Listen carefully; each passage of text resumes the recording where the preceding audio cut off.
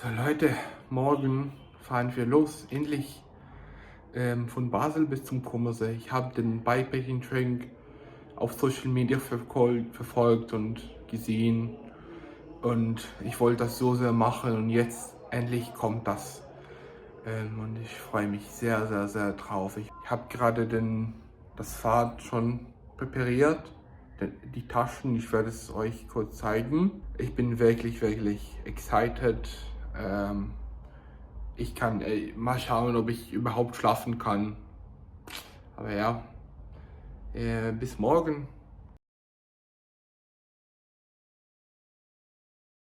Guten Morgen Leute, 7 Uhr und wir fahren los. Also jetzt fahre ich,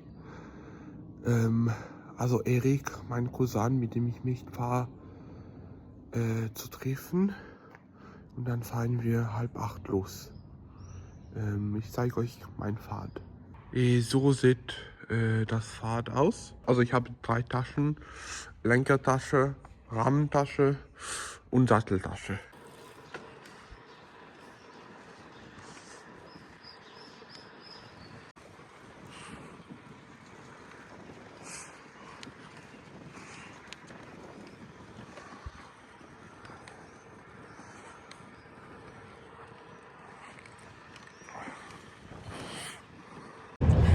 Also, hier ist Erik und jetzt fahren wir los.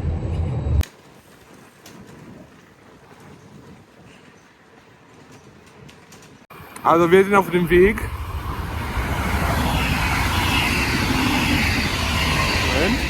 Ja. Fahren jetzt mal nach Schaffhausen, da machen wir eine kleine Espresso-Pause.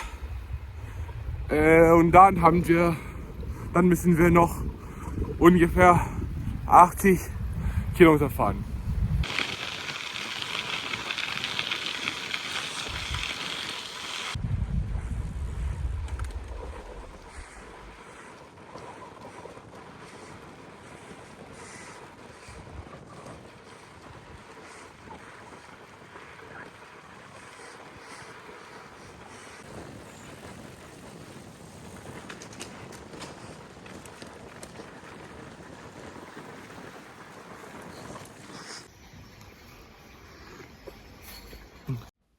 Nach einer ersten Kaffeepause in Rheinfelden sind wir Richtung Jura weiter losgefahren. Dort erwarten uns der erste Anstieg der Tour. Hallo Uri. Also mal ernsthaft, ich bin so dankbar dafür, dass ich so Tours machen kann, dass ich frei bin, dass ich gesund bin. Und es ist wirklich ein tolles Gefühl.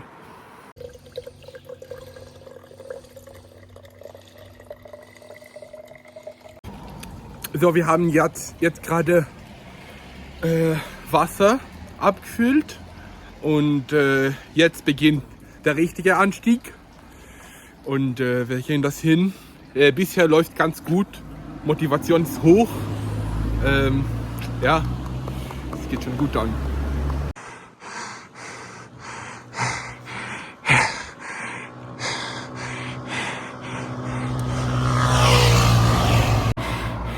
Jetzt wird es steil, Leute. Richtig steil.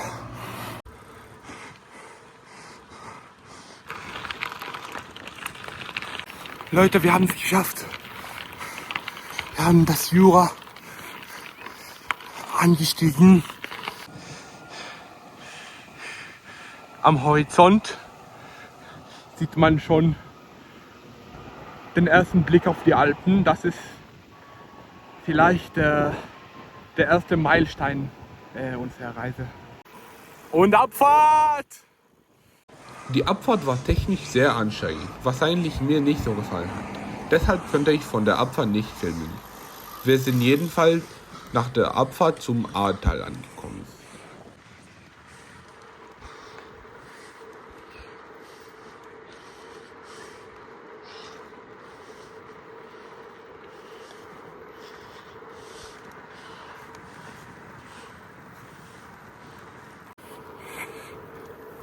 Wir hatten gerade eine kleine Mittagspause gemacht, haben bei einer Tankstelle gegessen, Ich hatte so einen Hotdog.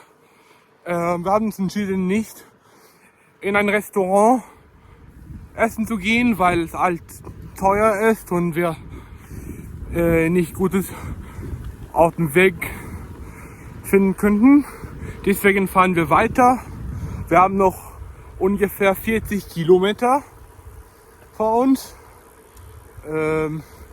Ja, also wir müssen ein bisschen auf Straßen fahren, aber jetzt sind wir endlich wieder auf dem Land. Ist sehr, sehr, sehr schön. Wir fahren jetzt Richtung Süden zu unserem Campingplatz. Wir sind von Feldern umgeben und auf dem Blick stehen die majestätischen Alpen, die sich zu uns immer mehr nähern. Das erinnert uns nämlich daran, was uns in den kommenden Tagen erwartet.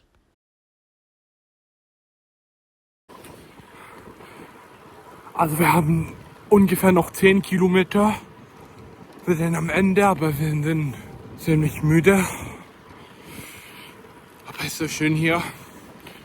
Und wir schaffen das. Es soll heute noch Gewitter sein und wir wollen zum Campingplatz ankommen vor dem Gewitter. Genau. Also ein letzter Push und wir sind da.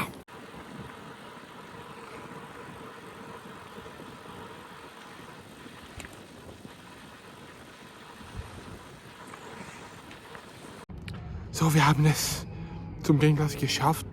Leute, ich kann es kaum glauben. Also ich bin so durch. Ich bin so fertig, Leute. Aber wir haben es geschafft. Alter. Das war so schwierig. Aber man zieht das einfach durch. Und dann ist man durch. Und dann man hat es geschafft. Und dann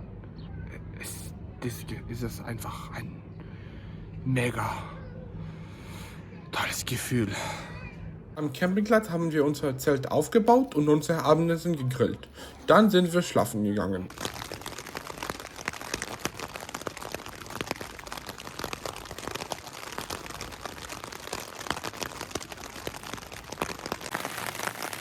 Guten Morgen.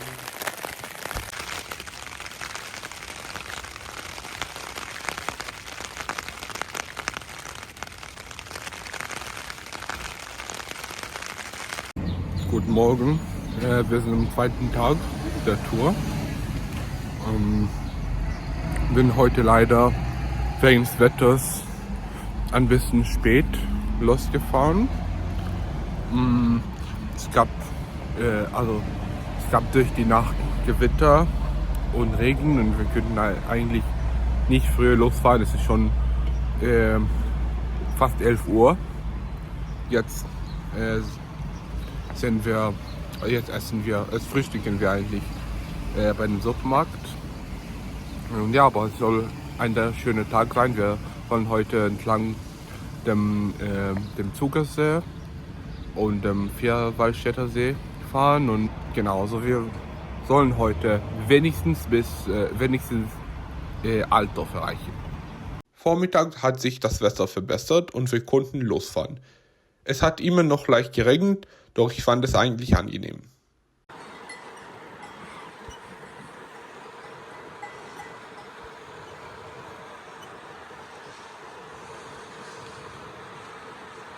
Die Alpen, die gestern noch auf uns vom Horizont gestrahlt haben, umgeben uns jetzt. Es ist erstaunlich zu glauben, dass gestern wir noch in Basel waren. Als wir in Brunn am Vierwaldstätter See angekommen sind, haben wir erfahren, dass eine Strecke unseres Weges gesperrt ist und keine Möglichkeit für einen Umweg besteht. Zum Glück wurde ein Fahrradfahrrad-Shuttlebus zur Verfügung gestellt. Trotzdem haben wir dadurch ungefähr eine Stunde verloren. Wir haben allerdings die Zeit für das Mittagessen benutzt. Leute, das ist so krass. Alter, wie ist das überhaupt möglich? Gestern waren wir noch am Marktplatz in Basel. Und jetzt bin ich hier. Leute, geht raus. Macht was. Ich bitte euch. Bleibt nicht zu Hause. Wir sind im Tal, im Reustal angekommen. Das ist das Tal, das zum Pass, zum Gotthard führt. Und wir beginnen eigentlich den Anstieg. Heute natürlich erreichen wir noch nicht die Passhöhe, also den Gotthardpass. Aber wir beginnen schon heute die Steigung und machen und campen auf dem Weg. Aber es ist schon, man spürt das, also die Berge sind umrum und man spürt das auch natürlich in die Beine. Da drüber rechts, wo der riesige Berg ist, dort müssen wir morgen hin. So Leute, jetzt wird es wirklich steil. Richtig steil. Ich habe sowas nie mein Leben gemacht. Alter. Nie aufgeben. Nie immer weiter. Okay, es gibt ein kleines Change of Plans. Wir sind eigentlich zum Campingplatz schon angekommen, aber dann hat uns nicht gefallen und haben uns deshalb entschieden, noch 800 Höhenmeter 700, 800, egal wie viel Höhenmeter zu fahren. Und jetzt fahren wir hoch bis nach Andermatt. Genau, das ist, was wir jetzt machen. Und wir sind auf dem Weg, müssen jetzt noch ungefähr 300 Höhenmeter fahren und dann kommen wir zu unserem Ziel. Also wenn ihr da irgendwann seht, dann haben wir es geschafft.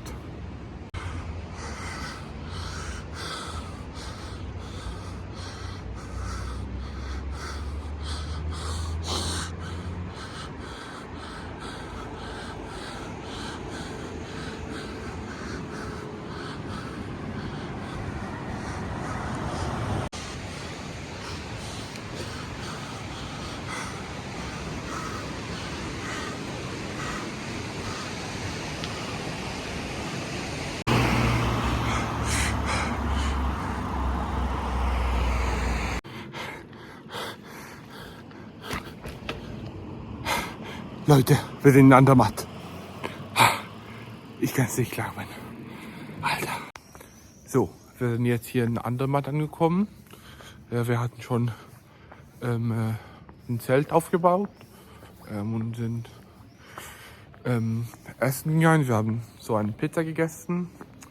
Und ich dachte, es ist eine gute Stelle, die unsere Reise aus meiner Perspektive natürlich zusammenzufassen. Bisher natürlich. Also wir haben noch 2 Tage vor uns. Die Reise ist auf keinen Fall vorbei. Also gestern war sehr, sehr schön. Landschaftlich war natürlich schön, aber ist eigentlich mal nicht besonders. Also einfach so Felder, Wälder, Hügel, Land, weiß nicht. Aber halt, aber das ist trotzdem sehr, sehr schön. Heute waren wir wirklich in der schönsten Natur der Schweiz. Wir sind also zuerst im Zugersee entlang losgefahren und dann dem Vierwaldstättersee entlang. Und das war mega, mega, mega schön. Obwohl, und das muss ich sagen, es im Gegensatz zu gestern vielen Stellen wobei wir auf einer Straße fahren mussten, gab. Und das war vielleicht der größte Minus von heute. Wir hatten kein festgelegtes Ziel heute, weil die Camping-Situation ein bisschen kompliziert war. Und deshalb haben wir uns entschieden, erst mal nach Altdorf zu fahren und so ein leichter Tag zu machen und dann schauen, was für Möglichkeiten es gibt. Und naja, wir haben was gefunden, aber es hat uns einfach nicht gefallen. Das war so einfach ein Stellplatz ohne Anlagen, ohne nichts. Und wir wollten das nicht. Und deshalb haben wir uns entschieden, hoch nach Andermatt zu fahren. Das bedeutet, ich glaube so 20, 30 Kilometer mehr, aber vor allem, ich weiß nicht, wenigstens 1000 Höhenmeter mehr, als wir es ursprünglich geplant haben. Und das war eigentlich eine sehr, sehr, sehr gute Idee und ich freue mich, dass wir so gemacht haben, weil wir jetzt eine wunderschöne Campingplatz haben hier in Andermatt. Ich sage es euch kurz.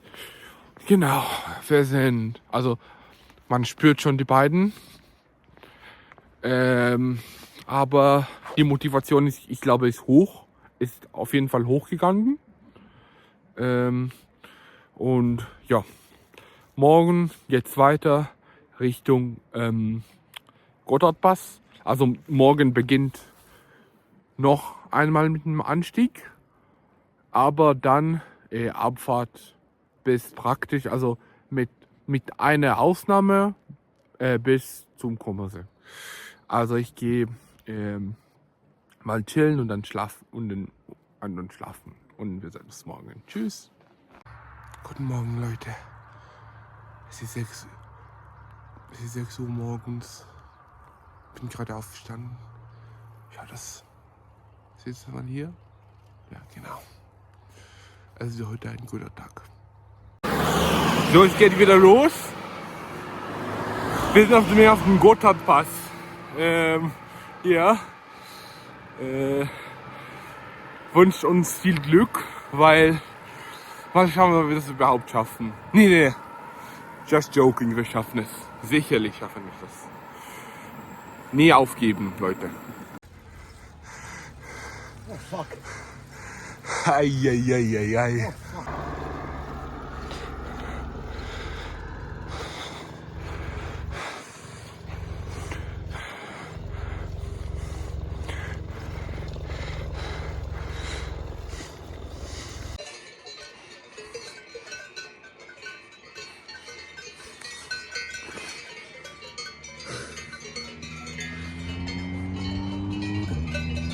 Und so begann der Anstieg zum Gotthardpass.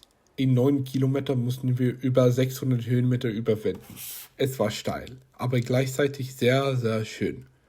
An der letzten Strecke des Anstieges haben wir die Straße verlassen und sind auf dem alten Postweg weitergefahren. Damals war diese Passstraße einer der einzigen Straßen, die die Alpen vom Norden nach Süden überquerte und die Deutschschweiz mit dem Tessin, der italienischsprachigen Region der Schweiz, und Italien verbindete. Plötzlich sieht man die Berge auf der Tessiner Seite. Dann wussten wir, dass wir bald den höchsten Punkt unserer Tour erreichen.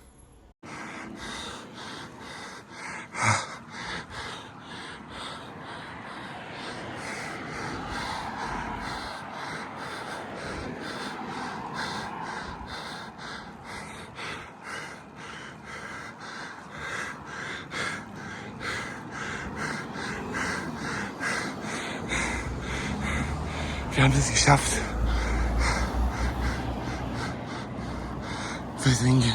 Wir sind auf dem Gotthard angekommen. Und jetzt Abfahrt.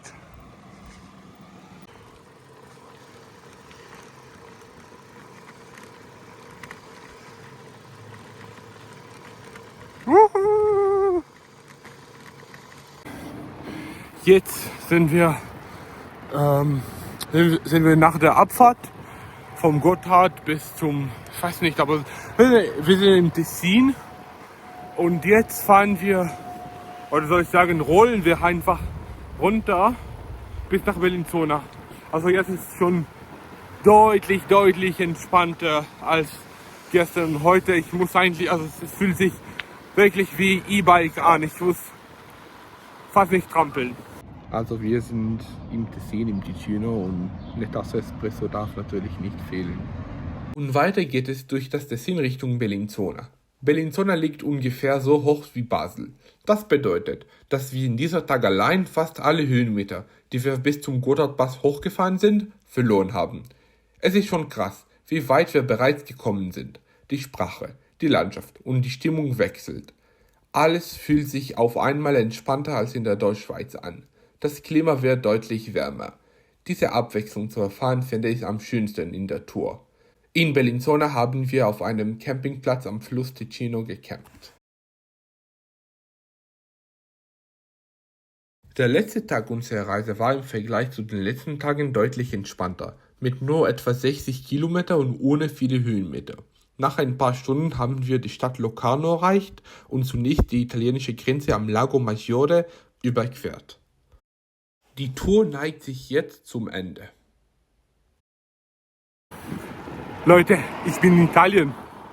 Leute, ich bin gerade angekommen am Lago Maggiore. Genau, also wahrscheinlich fragt ihr, warum bin ich denn am Lago Maggiore und nicht am Kummersee? Und wir haben uns eigentlich heute entschieden, nicht zum Kummersee zu fahren, weil wir haben eigentlich verstanden, dass es eigentlich halt zu viel. Es würde, also zum Kummersee zu fahren, würde bedeuten, noch eine Passstraße heute zu machen und darauf hatten wir gar keinen Bock und Energie. Also wir noch 300 Höhenmeter mit 12% Steigung, das geht heute nicht. Und wir wollten eigentlich am See chillen. Genau, also jetzt kommt diese Reise langsam zu einem Ende. Jetzt werde ich Gelato essen und dann ins Wasser springen. Und so endet unsere Tour durch die Schweiz. Zuerst möchte ich an dieser Stelle meinem Cousin und Partner auf dieser Reise, Erik, danken. An die Erfahrungen, die wir gemeinsam gesammelt haben, werde ich mich noch lange erinnern. Es ist auch wichtig, sich bewusst zu machen, dass man viel Glück im Leben braucht, um solche Erfahrungen machen zu können. In unserer Welt ist das keineswegs selbstverständlich. Für dieses Privileg bin ich sehr dankbar und werde es immer sein.